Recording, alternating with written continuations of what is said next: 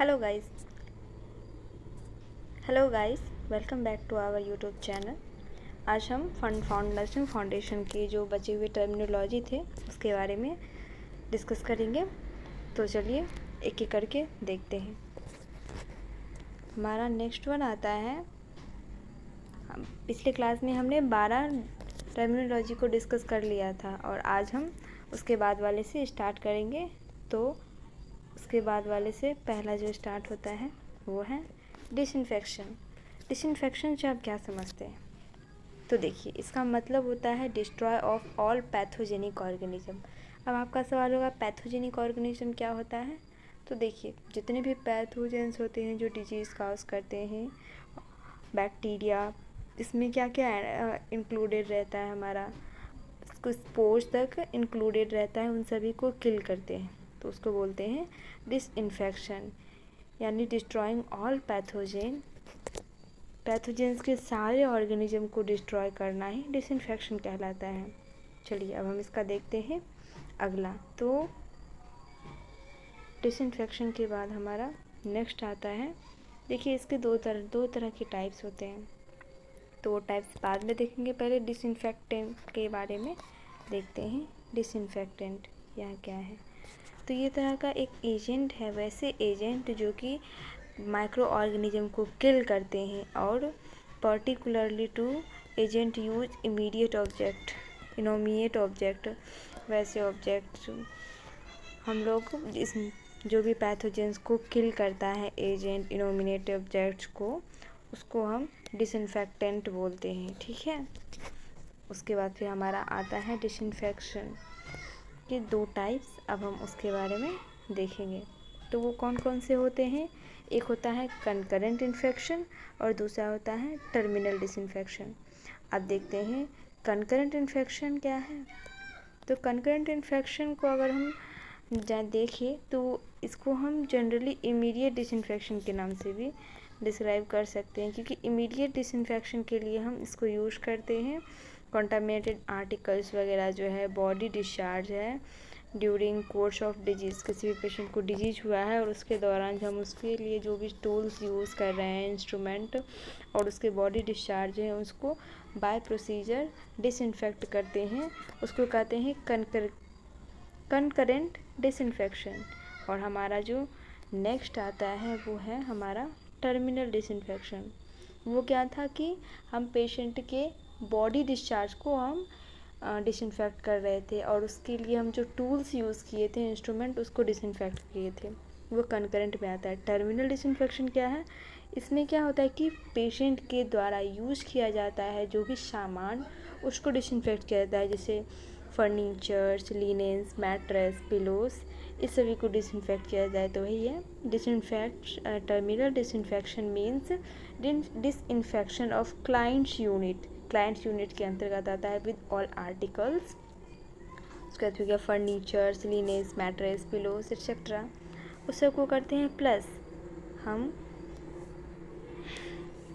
उसके यूजेस के अलावा हम जैसे कि हम डिसइंफेक्ट कर रहे हैं, लेकिन कब करेंगे? पेशेंट के या तो डिस्चार्ज होने के बाद या पेशेंट के डी होने के बाद हम यूज़ करते हैं। ठीक है। चलिए अब देखते हैं हम ड्रॉपलेट इन्फेक्शन। ड्रॉपलेट इन्फेक्शन क्या है?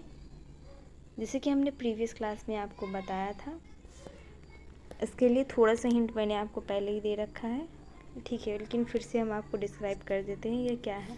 ड्रॉपलेट इन्फेक्शन क्या है? जो कि हमारे नज़ल कैविटी या माउथ या नोज़ के थ्रू, नोज़ से सलाइवा के थ्रू बोलने के वक्त, स्नीजिंग के वक्त या कफिंग के वक्त हमारे मुंह और नोज़ से जो निकलता है ड्रॉप जैसा कण, और उसके बाद फिर वो सामने वाले पर्सन में अगर ट्रांसमिट हो जाए और उस ड्रॉप में इन्फेक्शन हो, उस पर्सन में वो इन्फेक्टियस पर्सन हो और हेल्दी पर्सन में वो ट्रांसफ़र हो जाए, तो वो जो इन्फेक्शन ट्रांसफ़र जिस विधि से होता है उसको हम बोलते हैं ड्रॉपलेट इन्फेक्शन। बस यही है इसके बारे में। और एग्जांपल के लिए आप इसको समझ सकते हैं कि ट्यूबरक्लोसिस जो कि कम्युनिकेबल डिजीज़ है, इसी के थ्रू फैलता है हमारे इस ड्रॉपलेट इन्फेक्शन के थ्रू ही फैलता है। ठीक है, चलिए अब नेक्स्ट देखते हैं नेक्स्ट हमारा क्या है। चलिए नेक्स्ट हमारा है फ्यूमाइट्स। फ्यूमाइट्स क्या है? फ्यूमाइट्स को अगर हम अच्छे से समझें तो ये क्या होता है, object which have been in contact with a contagious disease and are the capable of the transmitted disease are called fomites। यानी पेशेंट के द्वारा जो भी सामान यूज़ किया गया हो जब वो इफ़ेक्टेड था डिजीज़ से, तो वो क्या कहलाता है, वो कॉन्टाजियस सामान हो गया, कॉन्टामिनेटेड हो गया ना। और उस कॉन्टामिनेटेड सामान को अगर कोई और यूज़ करता है, ट्रांसमिट होता है, तो उसको हम बोलते हैं फोमाइट्स। अब कैसे बोलते हैं, तो उस सभी सामान में वो कैपेबल होता है किसी हेल्दी पर्सन को डिजीज़ ट्रांसफ़र करने में, तो उसे ही हम बोलते हैं फोमाइट्स। तो उसमें क्या क्या आएंगे, कप्स हो सकते हैं, स्पून्स हो सकते हैं, लिनन्स हो सकते हैं, उसके बाद फिर टॉयज हो सकते हैं, उसके बेड पान हो सकता है, एटसेट्रा। ठीक है, इसी को हम फोमाइट्स कहते हैं। उसके बाद फिर अगर हम नेक्स्ट देखते हैं, चलिए नेक्स्ट हमारा आता है फ्यूमिगेशन। अब फ्यूमिगेशन क्या है, तो आप थोड़ा सा सिमिलर है लाइक कि यह प्रोसेस है डिसइंफेक्शन का, फ्यूमिगेशन, जिसमें कि एक्सपोजर्स में अब बैक्टीरिया तो सिर्फ पेशेंट में नहीं है, उसके थ्रू इन्वायरमेंट में भी फैला होगा। तो फ्यूमिगेशन विधि से एक्सपोजर में जो फैला है उसको वेपोराइज किया जाता है और उस इन्वायरमेंट में फैले जर्म्स बैक्टीरिया को किल किया जाता है। इसलिए कहा गया है वेपोराइज जर्मिसाइड, वाष्पित करके एक पर्टिकुलर तैयार किया जाता है इसके लिए एक पर्टिकुलर केमिकल्स का इसमें यूज़ किया जाता है। ठीक है, चलिए अब नेक्स्ट देखते हैं हम। नेक्स्ट हमारा आता है गार्बेज। गार्बेज क्या है, वेस्ट ऑफ मटेरियल और rubbish, waste of material arising from the preparation of cooking और consumption of the food. Generally हम जो खाना बनाते हैं उसमें जो कुकिंग के दौरान हम बहुत सारे कुछ वेस्टेज जो निकलते हैं, प्लस में हम खाना खाते वक्त खाना खाने के बाद थोड़ा बहुत वेस्ट बचता है, उसको हम गार्बेज बोलते हैं। ठीक है, गार्बेज मटेरियल बोलते हैं। फिर आता है हमारा इन्फेक्शन। देखिए इन्फेक्शन को आपको अच्छे से समझना होगा, इन्फेक्शन क्या है और इन्फेक्शन किस मोड से होता है। जब तक आपको पता नहीं चलेगा ये किस मोड से हमारे बॉडी में एंटर करता है और कैसे ये हमारे बॉडी में कॉज करता है, तो वैसे तो मैंने पिछले क्लास में इसके बारे में बताया है, लेकिन अगर हम यहाँ पे टर्म फिर से आया है, ये टर्म आया है, तो इस टर्म में बताएंगे। हमने किसी और टर्म में बताया था। तो चलिए देखते हैं इन्फेक्शन कैसे होता है। जैसे पार्ट ऑफ एंट्री या हमारे बॉडी में कैसे कैसे एंटर कर सकता है, एक्सपोजर स्किन के थ्रू, नजल कैविटी के थ्रू, माउथ के थ्रू, रेक्टस के थ्रू, या यूरिनरी प्ले यानी रिप्रोडक्टिव सिस्टम के थ्रू हमारे बॉडी में एंटर कर सकता है पोर्टल। ठीक है, अब देखो ये एंट्री तो करेगा, फिर क्या करेगा, एंटर होगा, पहले इसमें एंटर हुआ। ठीक है, इसको पहले हम समझते हैं। एक माइक्रो ऑर्गेनिज्म हमारे बॉडी में एंटर हुआ, वो धीरे धीरे क्या होगा कि ग्रो करेगा। इसके सिरात में हमारा सेल्फ डिफेंस भी आएगा, क्योंकि हमारे सेल्फ डिफेंस के लिए बिल्कुल स्ट्रेंजर हैं, इससे फाइट करने के लिए हमारा सेल्फ डिफेंस भी आएगा। ये भी वर्क करेगा, जिस वजह से इसके ग्रोथ जो होंगे वो स्लो हो जाएंगे, लेकिन एक टाइम ऐसा आएगा जो स्लो हो जाएंगे लेकिन ये ग्रोथ करते रहेगा।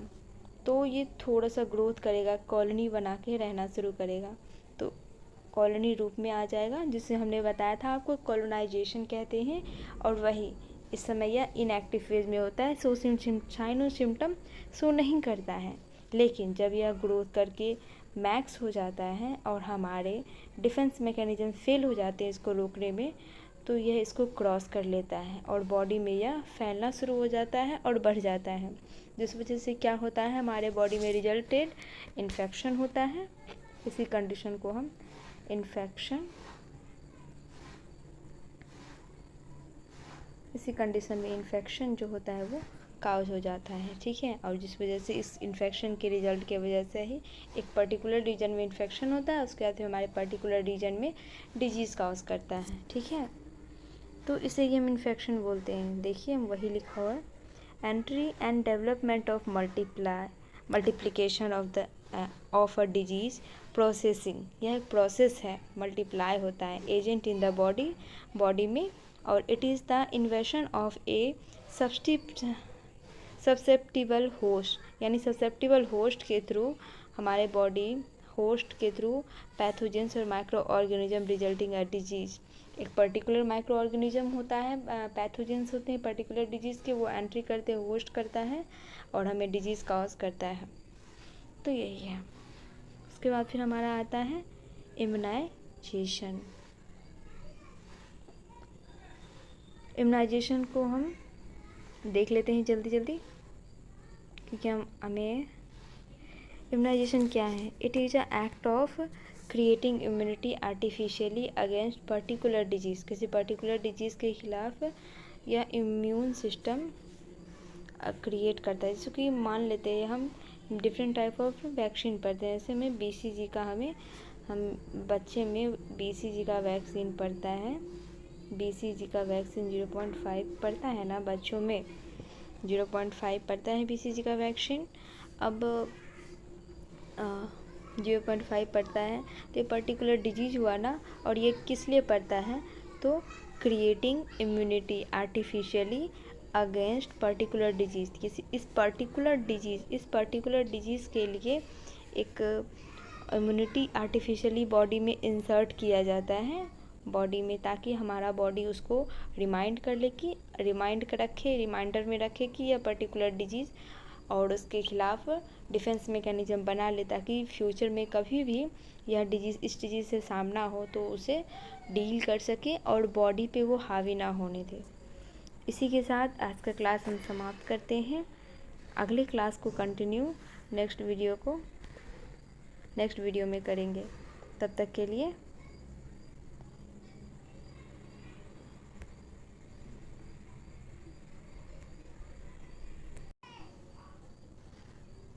वीडियो को समाप्त करते हैं और नेक्स्ट वीडियो में नेक्स्ट टर्मिनोलॉजी के साथ मिलेंगे। धन्यवाद।